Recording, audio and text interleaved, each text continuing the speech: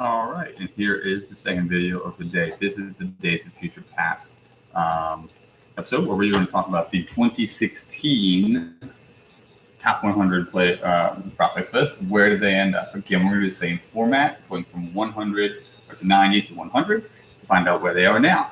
Where are they going? What are they doing? All that kind of stuff, right? And ironically enough, I guess we'll start at 100. We'll start at 100 because otherwise this would be too weird. So starting at 100, going down, you get the format now. Gregorio Lopez was, at the time, at the end of 2016, going into 2017, a shortstop in the Cleveland Indians organization in rookie ball. That year, he had 269 with 409 OBP, 9 home runs, 41 RBIs as a shortstop. I love those numbers. Since then, his defense has proven that he can't stick in the shortstop position. He's moved over to second base and first base. Currently sitting at AAA in the Atlanta Braves organization, hitting the ball very well. I expect him to join that organization this year. Xavier Noonan just came off the DL. He is rehabbing AAA. He plans to come up as well. Grun does play for third base there, so you get Grun and Noonan on the corners. I think Gregorio Lopez comes in as a utility player, spelling both of those players who are very injury prone and actually selling second base and shortstop for the Braves. But for Gregorio Lopez to finally make his debut 2020. Darjay Kawawe was number 99 at the time. He is currently a starter for the Houston Astros. He made his debut in 2015. But in 2016, he was in high A ball. He had 254 with a 326 OBP, 6 home runs, 33 RBIs in the Atlanta Braves organization. He would later be traded off to the Houston Astros in a deal that I don't even remember who that landed them, but it was a while ago. Look, he's one of the Gold Glove in 2019. He's above a 2 WAR in each season. 2018, 2019, he's on pace to go well past that this year. Jorge Heiko, success story. Number 99 overall, top 100 prospect, success story. He's been in the major leagues for a couple of years. Number 98, Jorge Heiko. Heiko? Don't know. He is a guy that in 2017 was in rookie ball. He had 317 with 454 OBP, 7 home runs, and 41 RBIs. Showed the power and the on-base potential that Houston really coveted. They went out and grabbed him as well. He made his debut last year in 2019, and he's on pace to be in the running, in my opinion, at least for an all-star spot here at first base. The kid is spectacular. I think he's going to be a star in this league for a very long time.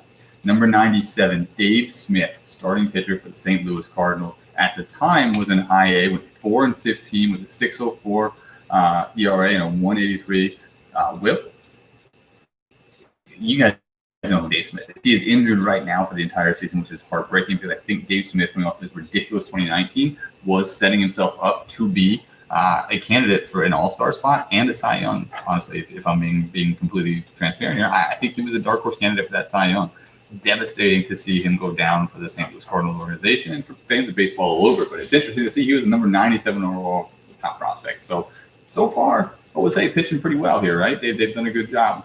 You drop that down to number 96, Chris Farrell. At the time, 2016 was in Double A, 9-7. In the Mets organization, 9-7, 281 ERA, 123 WHIP. Was traded to the Toronto Blue Jays. I don't remember how, but he made his debut in 2018.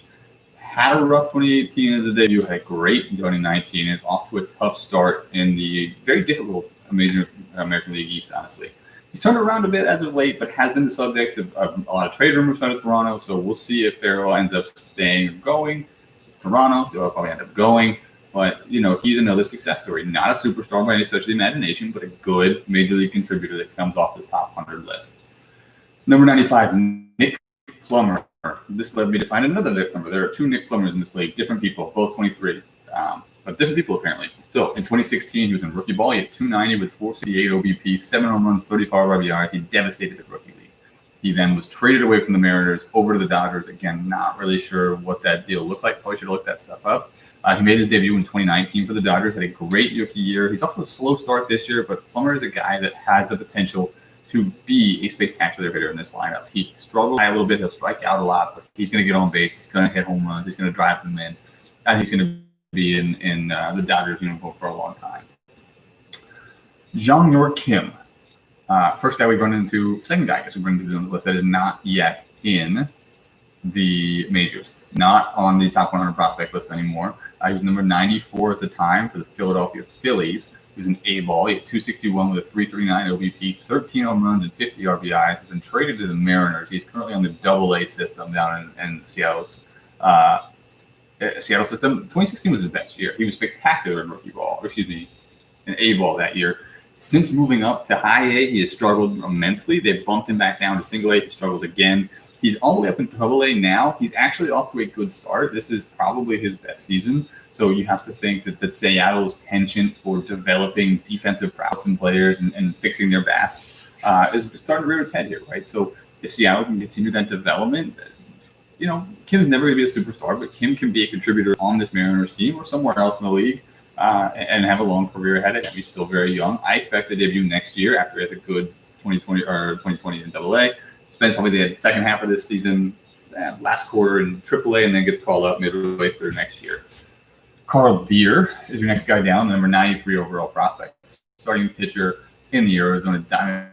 ERA and a 2-5 record, 3.06 ERA, 123 WHIP. Jesus Christ. Currently sitting in AAA. I expect him to come up this year, right? Coming off a very good 2019 season in AAA, he's still down there. And the Diamondbacks are a team that I think, and myself included, like we have big expectations out of them this year, and they've clearly decided the future is now with the call of Juan Marin and Vlad Guerrero Jr., right? You're seeing the immediate impacts of both of those bats. Vlad has hit 3 home runs in 7 games, already up to 7 RBIs. Started off very slow in the first 2 games, and didn't get hits. Over the last, 5 games, he's been spectacular. Marin's hitting above 400. Not going to continue like that. He's also showing a bit of power, already hit a home run, but those 2 guys are going to be great, right? Jeffrey Stone is getting the call too. I think Carl Deere is another piece that you can see come up and make a difference for the Diamondbacks this year. And they can push in the NL West, and then long term, he's got a career there, right? So I think Deere comes up this year. Number 92 was Hudson Boy, a starting pitcher out of the Cleveland Indians organization. The first of 2 we're about to run through that are both now in the major leagues. Boyd did not make the majors with Cleveland. He was actually dealt to Oakland that year in 2016 and made his debut in 2016 very, very briefly. Back down to the minors. He kind of bounced up and down. He was a starter a lot of his career down in the minors and has now found his spot as a relief pitcher for the Oakland A's, believe it or not. In 2016 in rookie ball, he posted in 2016, between AAA and rookie ball, he posted a 3-10 record between AAA and the major leagues. Goodness. A 3-10 record with a 4.03 ERA and a 1.53 WHIP. Not great, right? He got beat up a little bit at the higher levels. He's been much better since, and I think he sticks around in the bullpen for a long time. Julio Rosato, very similar situation, was a starter his entire career in the minors. Got called up in 2019 to the big league club in Cleveland and has been a relief pitcher for the most part. He made a couple spot starts, but he's been a very good relief pitcher. I think he stays there. I think both Boyd and Rosato have made their careers as relief pitchers, which are undervalued in this league. I think are undervalued across all of baseball, honestly.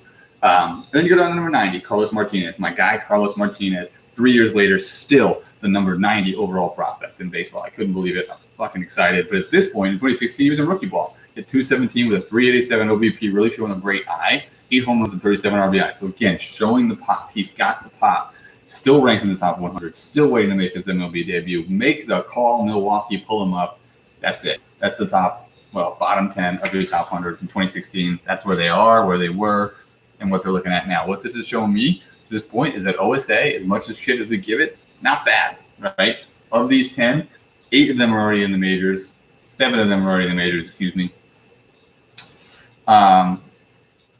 And I think 2 of those 3, honestly, all 3 of the 7, 3 of the 10 up there should make their debut this year.